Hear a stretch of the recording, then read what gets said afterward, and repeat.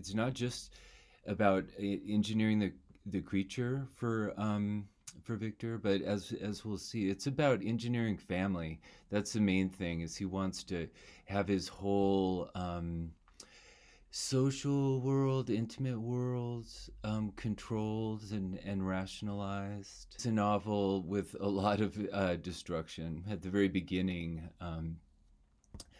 Victor sees this lightning bolt that blasts a stump, blasts a tree, a beautiful old oak tree, to smithereens, um, and that's a rather unsettled metaphor, a key metaphor, I think, for Mary Shelley. The destruction of the organic tree of life, the family tree that grows through interaction with the world, progresses in an organic, healthy way, is blasted by this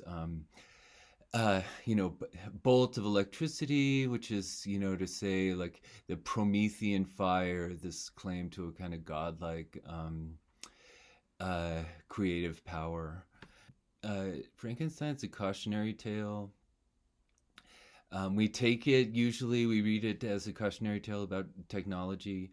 I'm going to suggest it is that, but it's more about the technology, the way in which families are engineered by patriarchy. Um, that it involves a lot of manipulation, intentional engineering of families in ways that's embedded in culture.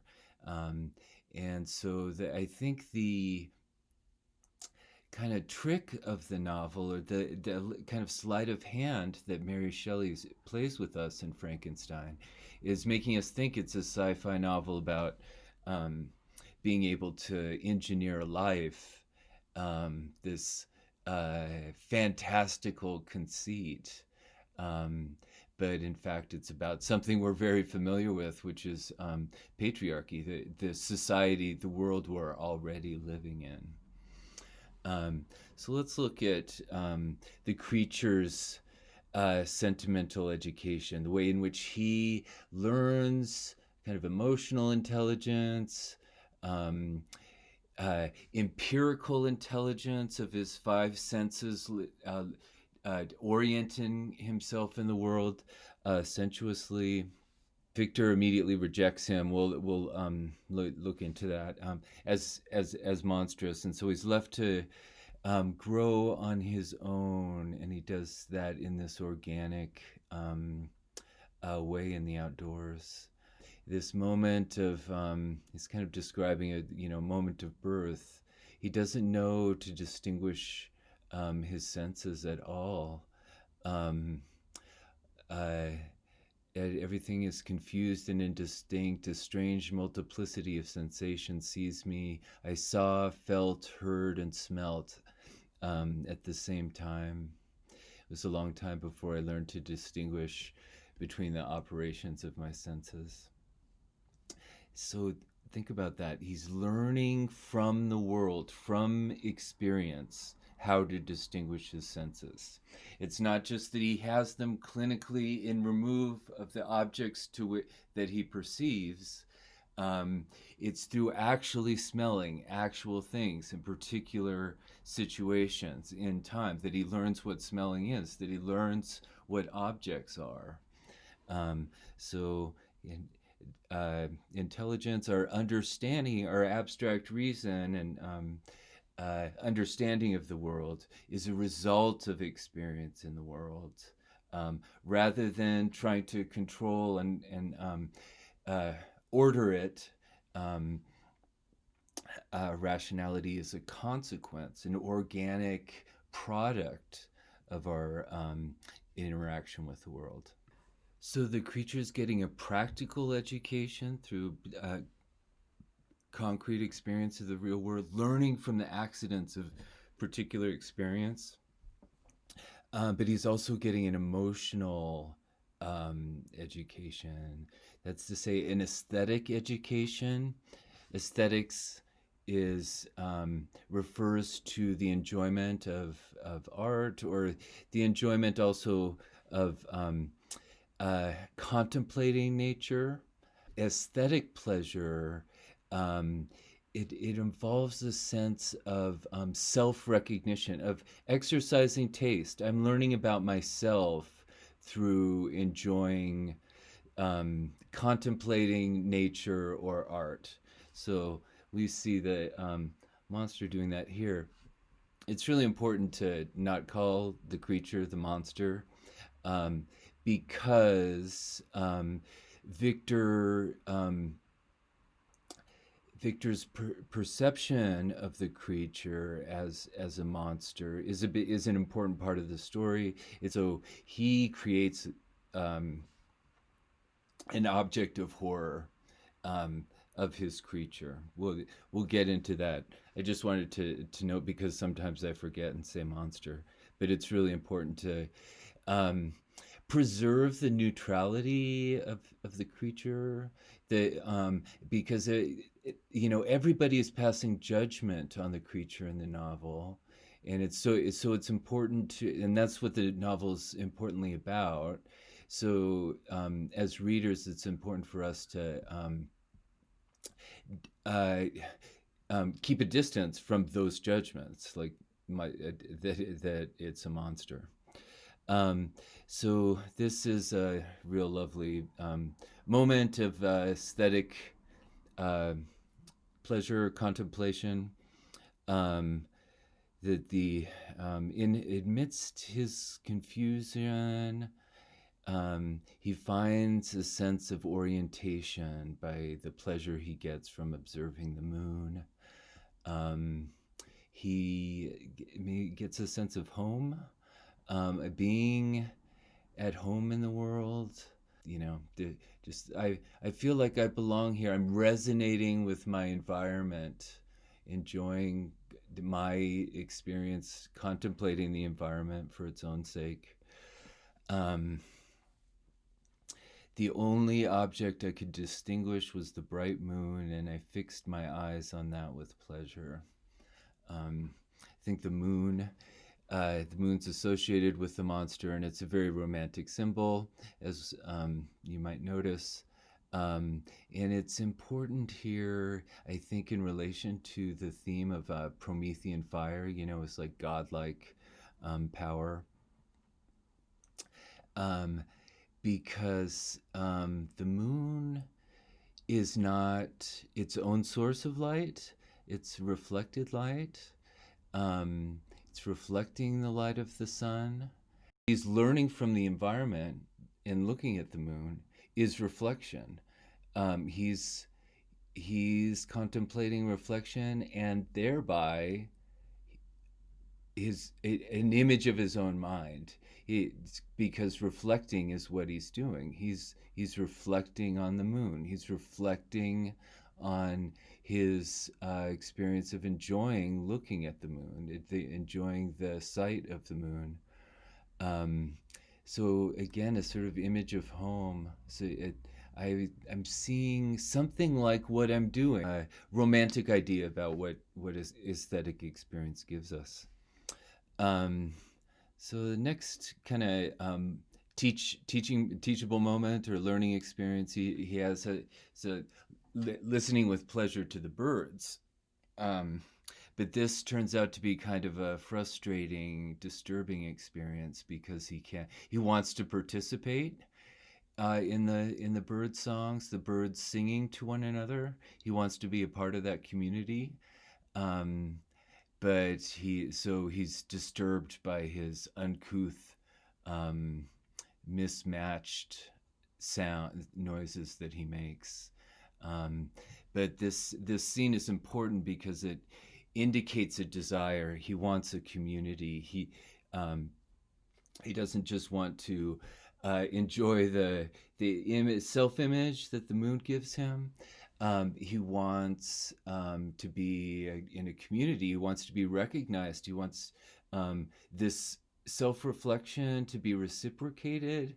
I want to see other people seeing me and participate in a reciprocal conversation. So the creature discovers himself through interaction with the outside world in two ways: through aesthetic pleasure, pleasure of aesthetic contemplation, and through mutual social recognition. I see you seeing me. Um, by Bruegel, Peter Bruegel, called The Landscape with the Fall of Icarus. Um, and what's interesting to me, why I bring it up here, is that it the way in which it marginalizes the Promethean hero who got too close to the sun, whose heroic quest for godlike status um, is marginalized, almost like nobody notices it. You see these little legs here, he's falling back into the ocean. Um, but what we notice, what the painting is filled with, what absorbs our attention, is the movement of life, interaction with the world, working, interacting with the animals, trade, transport. The next thing the creature learns, another example of relativity, is that things are always defined by how you use them. They're defined by the relationships they're involved in. So he comes across this fire. Um, when I was oppressed by cold, I found a fire which had been left by some beggars. I was overcome with delight at the warmth I experienced from it. In my joy, I thrust my hand into the live embers, but quickly drew it out again with a cry of pain. How strange, I thought, that the same cause should produce such different opposite effects.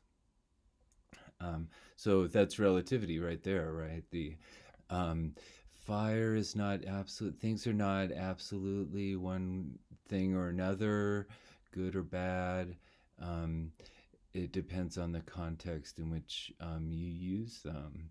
Okay, the concrete context in time.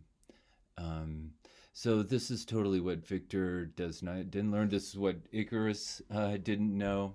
Um, in their sort of single-minded um, focus on this godlike power of the fire, the sun. Walton likewise, it wants to find the secret of the North Pole, the secret of the needle that he says will organize 1,000 celestial observations. These guys are all after an otherworldly good, and this just puts them in at battle with the changeability of the actual world, whereas the creature is learning to negotiate the changeability of interactively learning to negotiate the changeability of the real world, rather than trying to control it, master it, dominate it. Um, uh, he's learning from it, trying to find a home, a way of being at home in it. The final stage of the monster's sentimental education, learning through experience of the world, um, that I'm going to consider as maybe it's the most crucial. This is brings up the question of surrogate readers. There are a lot of surrogate readers actually in this book. That stand-ins, people that stand, characters in work, fictional work that stand in the place of the reader. So here we get the creature observing this DeLacy family through a small peephole. And that's exactly like the reader of any novel. Any novel is a kind of, the reader of any novel is a kind of voyeur, observing the intimate life of imaginary people. Um, so he's really in the Shelley here is commenting on our experience of reading, not just this novel, but any novel. And what do we learn from that, as opposed to what we learn from the pleasure of contemplating the moon and nature? What do we learn from, books, stories as a part of our environment? She's looking at culture again as a kind of organic outgrowth of nature, which is not just about reading, but reading bodies. That's sort of the crucial question, what it means to read bodies in Frankenstein. The crucial question of the novel is sort of, what does it mean to read this creature? What does the creature mean? And so it's about reading bodies, and specifically reading the sublimity of bodies. So through this crevice, a small room was visible, whitewashed and clean, but very bare of furniture. In one corner, near a small fire, sat an old man, leaning his head on his hands in a disconsolate attitude. The young girl was occupied in arranging the cottage, but presently she took something out of a drawer which employed her hands, and she sat down beside the old man, who, taking up an instrument, began to play and to produce sounds sweeter than the voice of the thrush or the nightingale. So the creature harks back to the communal song of the birds that he failed to participate in before, and recognizes human communication, specifically art, as even more beautiful. It was a lovely sight, even to me, poor wretch who had never beheld aught beautiful before. The silver hair and benevolent countenance of the aged cottager won my reverence, while the gentle manners of the girl enticed my love. He played a sweet mournful air, which I perceived drew tears from the eyes of his amiable companion, of which the old man took no notice until she sobbed audibly. Then he pronounced a few sounds, and the fair creature, leaving her work, knelt at his feet. He raised her and smiled with such kindness and affection that I felt sensations of a peculiar and overpowering nature. They were a mixture of pain and pleasure, such as I had never before experienced, either from hunger or cold, warmth or food, and I withdrew from the window, unable to bear these emotions. So the spectacle of human affection, human connection, is more intense than fire. This experience is more intense than fire, even though it's just a spectacle. He's just a spectator, like a reader. He's witnessing a scene at a distance, and being moved by that observation or spectatorship. Like a reader, he's inhabiting an imaginary world. He's testing, he's empathizing. It's not that the emotions are hypothetical.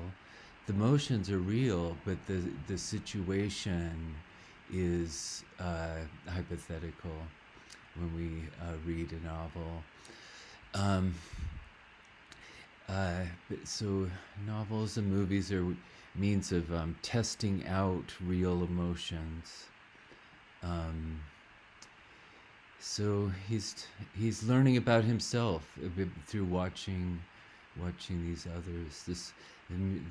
The emotion, this experience of the sublime mixture of pleasure and pain is telling him about his own kind of emotional texture. This is a scene of family bonding that he lacks, he sorely wants. So you can see why it makes sense to think of this as kind of a organic transmission of feeling.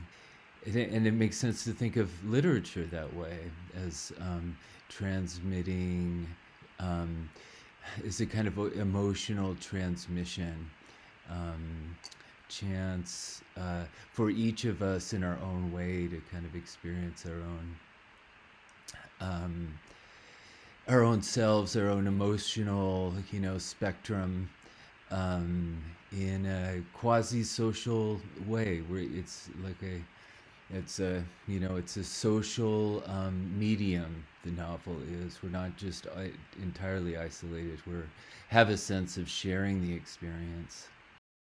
So, what culture, reading, the technology of art, it's a refined kind of communication akin to birdsong. Um, what it gives us is kind of like a combination of the mutual social recognition and the aesthetic experience of enjoying nature or enjoying art in isolation.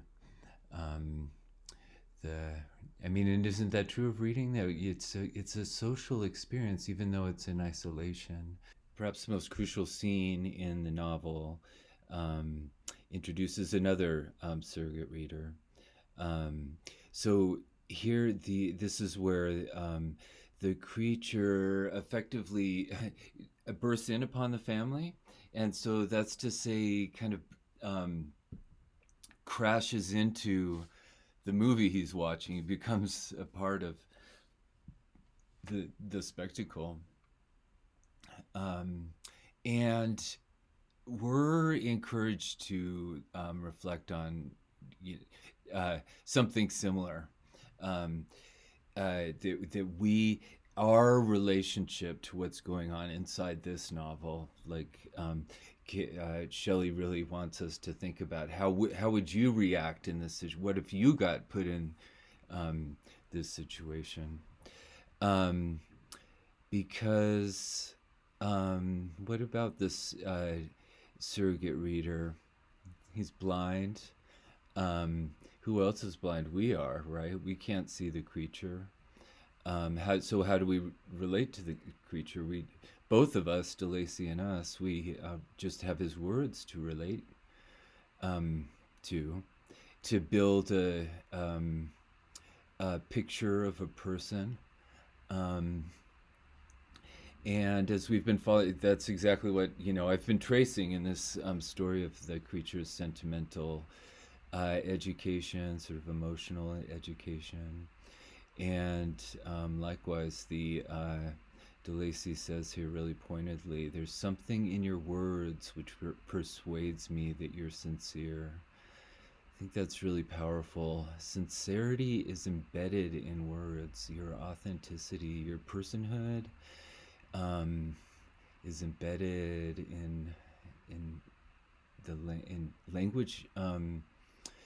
Communicates that, transmits that human sincerity. Um, Even better, I mean, the point of this scene here is that, the characters in the novel who can see the creature immediately ostracize him. So, in a way, like language gives us better access to the truth of the creature, the reality of what's going on here, then the characters within the novel are able to perceive, even though they're supposedly in the real scene of the novel. Isn't that interesting? She's telling us about the experience of reading as an experience of creating a relationship to a person. We're developing an actual relationship with a person. It's deeper than the relationships that the real people within the novel. So, um, what I want to suggest is that um, I'll, uh, while this is a novel about Victor creating it's a story of Victor creating a creature. Mary Shelley also wants us to think about how reading is also a kind of creature creation. Indeed, much more powerful one, because Victor can't relate to the creature, totally fails to. Um, and not to mention these other characters. Um, so, to, more than there's a kind of sleight of hand here. It seems like Frankenstein's about the um, dangers and wonders of modern technology, um, but it's it's not that it is about that, but it's also, I think, about a technology that's been around for quite a while, and that we're participating in by reading the novel. It's a technology of the novel. And so Shelley's suggesting that it's more effective, um, even than our actual world, the way in which people are created in the actual world, um, are distorted, um, violently manipulated, um, by ideologies of patriarchy. The reality of Victor is a very destructive point of view, pathologically destructive. He says to Justine, or of Justine, as she's executed for something, murder she didn't do, but Victor arguably is responsible for. Victor says Justine has it better than me because she knows she's innocent. And that's typical of Victor throughout this novel. He's always wallowing in self pity, um, yeah, feeling sorry for himself, even as he claims so much entitlement. And by entitlement, I mean statements like this, which again really echo Walton's attitude. Another lonely, self-pitying man. Both of these two guys are, continuously lamenting their lack of a friend, and companionship, and family, love, but they uh, they really make me think of toxic masculinity. The remarkable thing about this novel, I think, is that it spoke to so many different periods of history since it was written. Um, and it sure speaks to the our what we now call toxic masculinity, and this mix of entitlement, resentment, self pity, and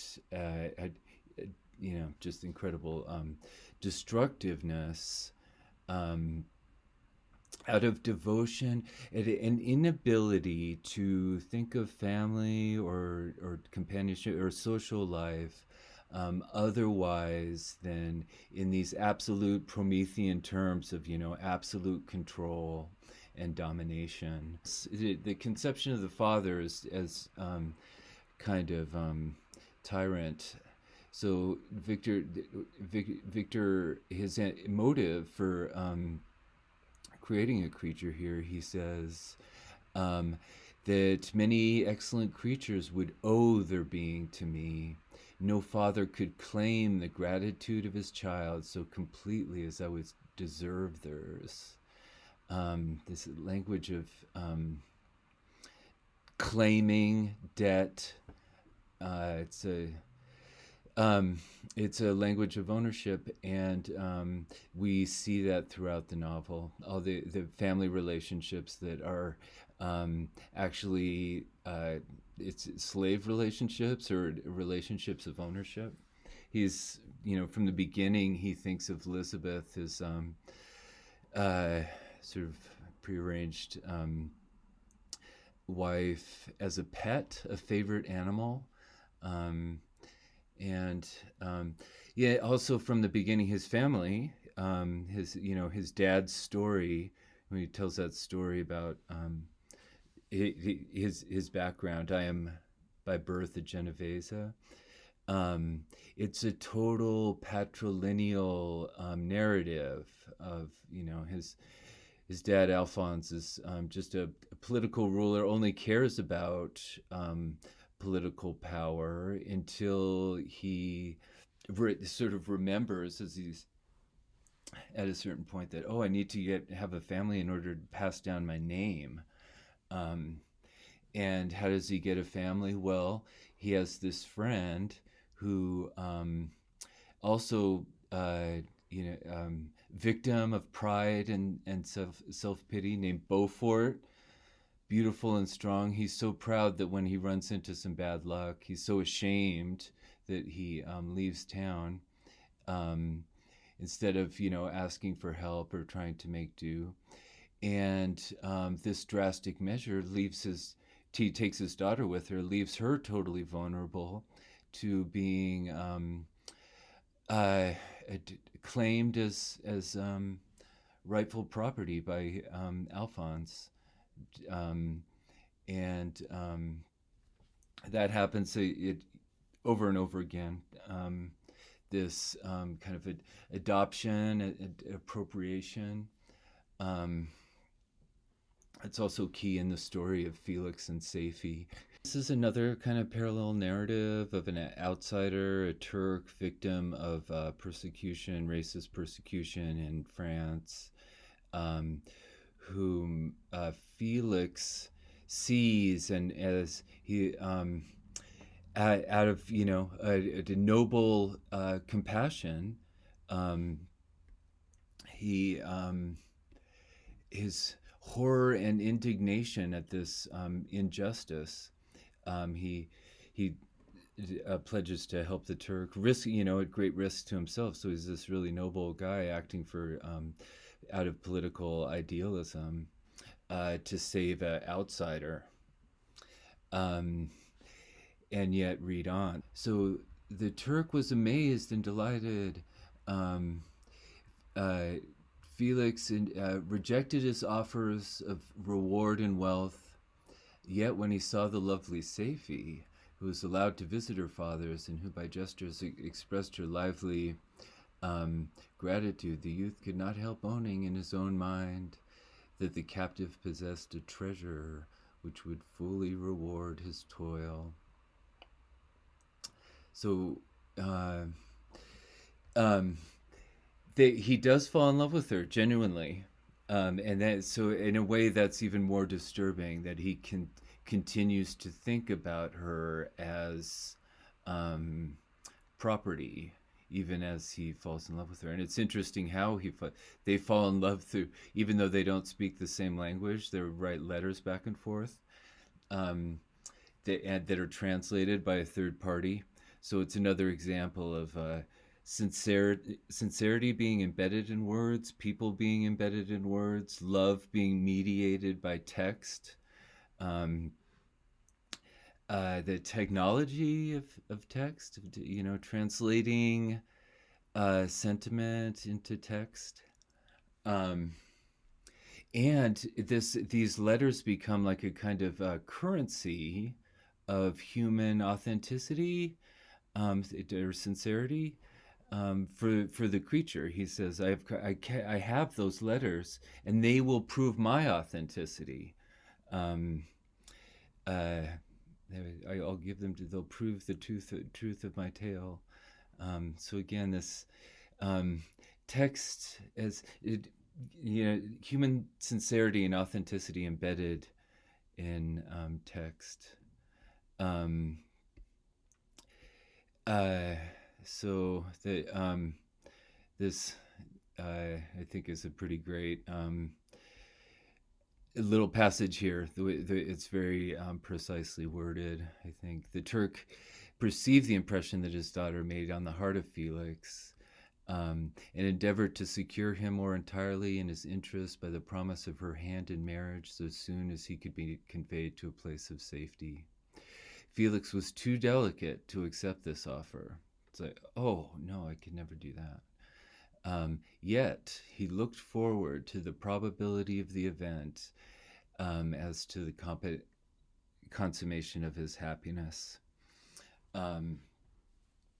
So again, I think Shelley's suggesting he is in love with her. It's not that he's not in love with her, but this power imbalance structures even genuine love. That's basically enslavement. Um, and that's an interesting echo of Seifi's mom, the story of Seifi's mom. Um, Let me show you this.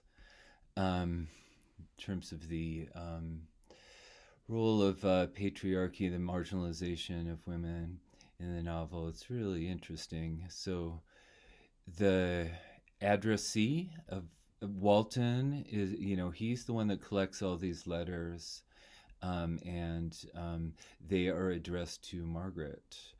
So, female reader, Margaret Seville, Walton's sister. Otherwise, the narrators, they're these embedded narrators, stories within stories. Walton to Victor to the monster, the creature. They all tell stories within stories, creating this kind of onion of embedded narrators. So there's a woman that's addressed to whom these stories are addressed, but then it's all men. But for this sort of kernel at the very middle, the story of Seifi and her mother, her unnamed mother. And let's hear that story. Seifi related that her mother was a Christian Arab, seized and made a slave by the Turks. Recommended by her beauty, she had won the heart of the father of Seifi, who married her. So who does that sound like? Felix, right? The young girl spoke in high and enthusiastic terms of her mother, who, born in freedom, spurned the bondage to which she was now reduced. So this lady died, but her lessons were indelibly impressed on the mind of Seifi, who sickened at the prospect of returning to Asia and being immersed within the walls of a harem, allowed only to occupy herself with infantile amusements, ill-suited to the temper of her soul, now accustomed to grand ideas and a noble emulation for virtue. The prospect of marrying a Christian and remaining in a country where women were allowed to take a rank in society was enchanting to her. So that's pretty interesting. Her mother was enslaved, but had a dream of freedom, had a notion of social equality for women that she passed down to her daughter. It's hard not to think of Mary Wollstonecraft, not just because Mary Wollstonecraft died giving birth to Mary Shelley, but her vindication, it focuses on this same kind of sexism, same form of sexism that Seifi identifies here. This allowed to occupy herself only with infantile amusements. That's a form of sexism that the vindication really focuses on, this infantilization of women. It also that when Victor refers to Elizabeth as a favorite animal, this treating women as objects of enjoyment, sexualization of virtue, Wollstonecraft also calls it, is dresses up enslavement as luxury and pleasure.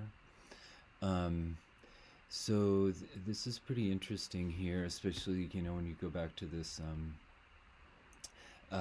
chart of the embedded narrators. Because one thing you notice is that there's a echo between these characters at the boundaries. Margaret Seville and Seifi, sort of a echo across languages, like those love letters between Felix and Seifi. And this notion of a a dream, a kind of the dream of an outsider of freedom. Um, the uh, that's a dream that's excluded from the world of the novel itself. Um, a sort of subaltern or subliminal message of freedom that the characters in the novel don't acknowledge, don't consider. The On the contrary, they're the characters within the novel, by and large, treat women as commodities, um, dispensable, um, and so not only are women narrators absent, but their perspectives are marginalized, or even enslaved and sacrificed. In the case of Justine. Um, I think this is very suggestive of kind of different communication against the grain of the novel, against the grain of the Promethean ambitions that rule the novel. The sonnet Ozymandias by Mary Shelley's husband, Percy, um, shares a lot of features of the novel, and Frankenstein. These are cool translations, translation across languages, translation across genre, sonnet, novel, statue is the theme here. And we've got a set of embedded narrative, not necessarily entirely voices necessarily, but perspectives. Again, there's kind of a translation across different art forms, sculpture, but tellingly, Shelley refers to the sculpture as a reader. So I'm trying to dig, so to speak, this kind of a excavation of buried, embodied perspectives going on in Frankenstein. And I think Ozymandias is helpful, offers a helpful way to think about it. Percy Shelley's famous essay, The Defense of Poetry, ends by referring to the poets as the unacknowledged legislators of the world. So I think that's going on in Frankenstein too. In Frankenstein, the patriarchal perspective is basically aligned with political power. That is to say, the acknowledged legislators. The passing on the name is for the sake of political power. From Alphonse to Victor, and then Victor's intention was complete ownership of a new species.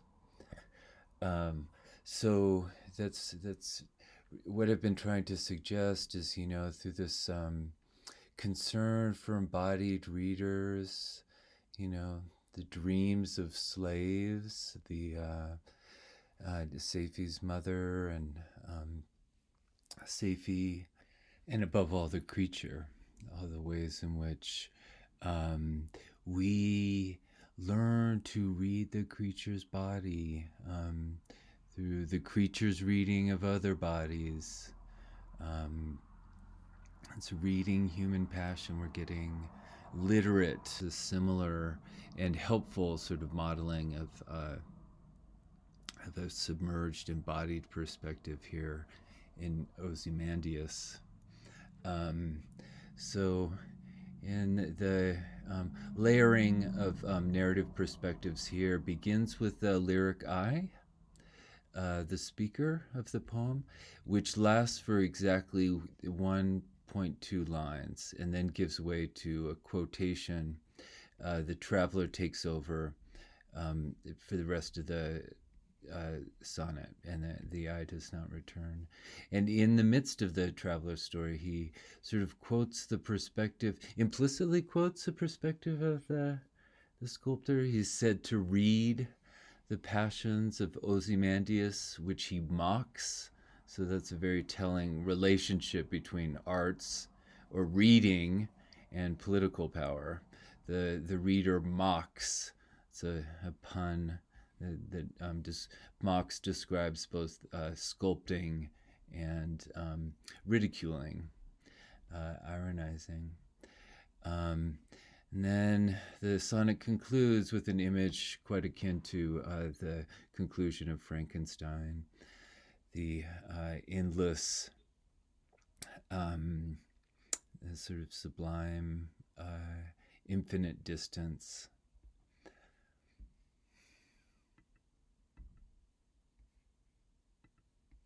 Ozymandias by Percy Bysshe Shelley. I met a traveler from an antique land who said, "Two vast and trunkless legs of stone stand in the desert. Near them on the sand, half sunk, a shattered visage lies, whose frown and wrinkled lip and sneer of cold command tell that its sculptor well those passions read which yet survive, stamped on these lifeless things, the hand that mocked them and the heart that fed. And on the pedestal these words appear: My name is Ozymandias, King of Kings. Look on my works, ye mighty, and despair. Nothing beside remains. Round the decay of that colossal wreck, boundless and bare, the lone and level sands stretch far away. So what survives is a reading of human passion. We see the sculptor seeing a passion.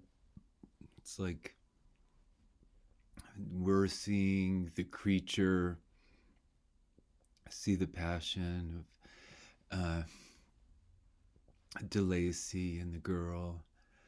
Human passion is something that gets transmitted across these moments of vision, poetic vision. It's not control. It's not a name even. It's not this generic sculptor, generic passion. In contrast to the proper name of Ozymandias, the survival of passion is a perpetuation of this rhythm. The sculptor reads it. The reading is embedded in the fragments. The traveler reads it in those fragments.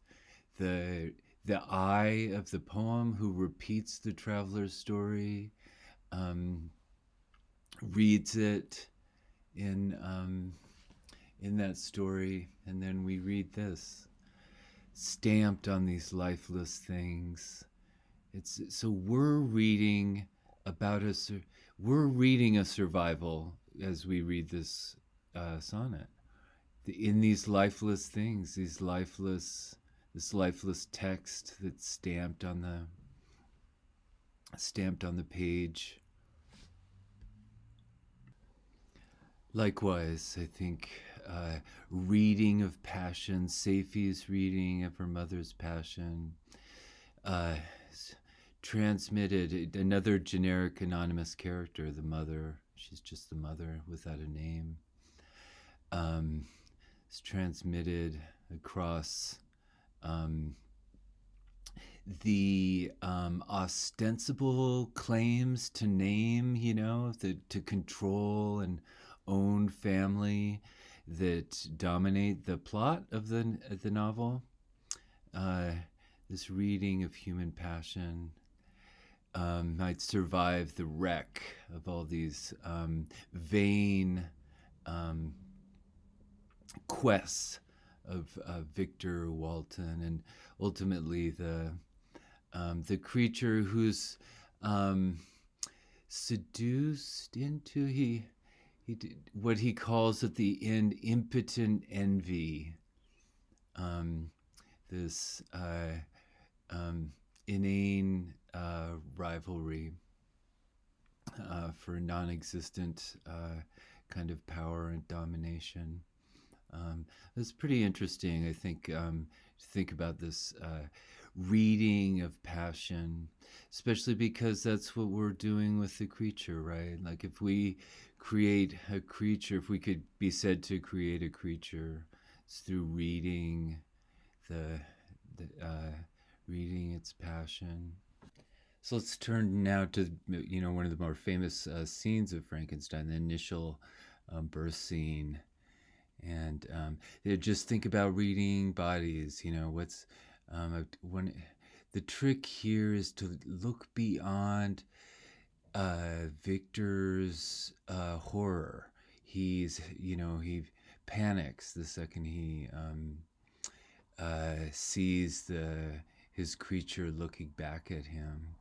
So he begins, but self pity from the beginning, feeling sorry for himself that the creature didn't uh, do justice to the infinite pains and care that Victor put into it. And what did he put the infinite pains and care into? Making it beautiful. So he put it into making it again a reflection of himself, something that he would own, as he had put it before. And that's what the creature betrays. The second the creature looks back at Victor with his own eyes, um, the beautiful fantasy of a slave um, becomes horrifying because Victor is, I mean, because the creature is his own person. And that's what it's like for all parents, I think. On the there's some, I don't think it's wrong to have expectations for your child, to have um, uh, hopes um, for your child before they're born. I think it would be kind of pathological not to. It's part of caring for it. But then um, when the child arrives, it's another person. You have to deal with another person, the stranger that looks back at you, and that's what Victor can't do. It's interesting here. He's correlated with the moon. The creature is. I did wonder if that's part of. You could say that's part of why he took pleasure in looking at the moon later. Is it sort of a recollection of his this birth scene? Um, the overdetermined way in which Victor keeps insisting on his monstrosity. Um, throws actually makes it dubious. I beheld the wretch, the miserable monster. Like you're kind of overdoing it, but you're thou dost protest too much. That statement. um it's another romantic theme here is the what your words are often deceptive. That um, you often say um, what you do because it's in doubt. Like the things you're most assured of, you don't need to say because they're not in doubt. But so often, what we say because it's questionable. Sort of like I always think there's a kind of ironic tension about like saying I love you, because in a way like the most loving relationship doesn't need to be affirmed because it's not in doubt at all. The affirmation only has meaning if it's a little bit questionable. Um, so let's read here. I beheld. He held up the curtain of the bed, and his eyes, if eyes they may be called. That's again so over determined. He knows perfectly. He put them in there. He knows what they are. So he's trying so hard. It's the narrative is so obviously motivated to characterize the creature as a monster. Um, so can we see beyond Victor's the terms prejudicial terms of Victor's narrative to it, actually something beyond it, a creature beyond it. His jaws opened and he muttered some inarticulate sounds while a grin wrinkled his cheeks. He might have spoken, but I did not hear. One hand was stretched out, seemingly to detain me, but I escaped.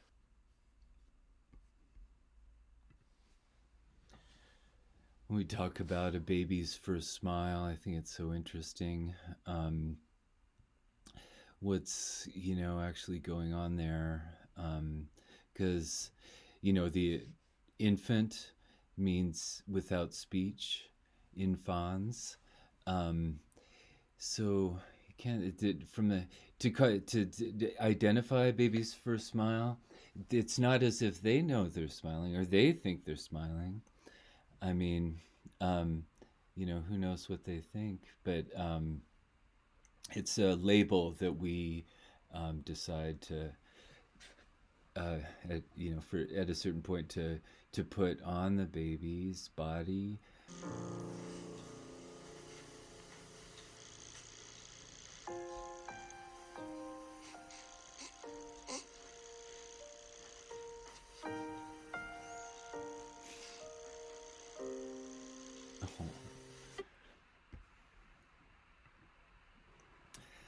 um, I think that's so cute.